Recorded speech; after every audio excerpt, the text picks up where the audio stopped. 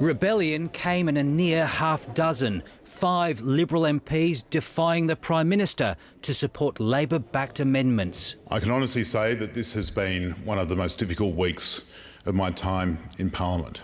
One of the rebels brandishing the rainbow flag from the 2017 same-sex marriage debate.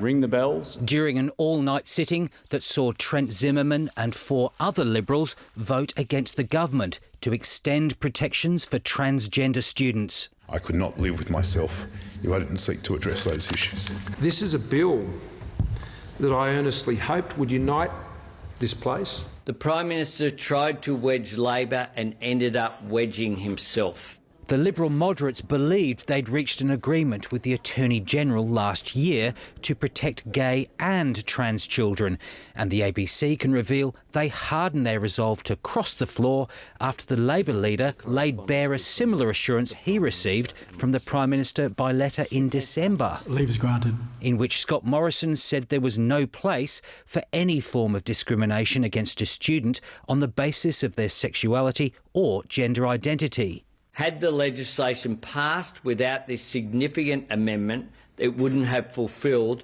that commitment and statement of the Prime Minister. You know what happens when you rush something and you don't potentially consider the consequences?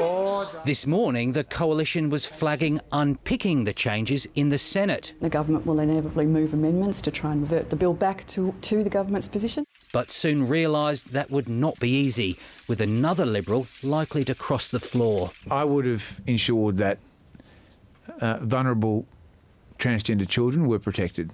The government choosing to shelve the legislation rather than risk further embarrassment. The Christian lobby unhappy with the amendments, demanding it be abandoned altogether. I think it doesn't deserve fighting for, to be honest, because I think it's fatally flawed. The government claims it had a win by at least passing the religious discrimination bill through the lower house while not chancing its luck in the Senate. That's like declaring victory when you're 5-0 down because you've called the game off at half-time. By leaving such contentious legislation to the last minute, Scott Morrison was asking for trouble, and it's meant that religious discrimination laws and the protection of gay and diverse students won't be resolved until well after the election.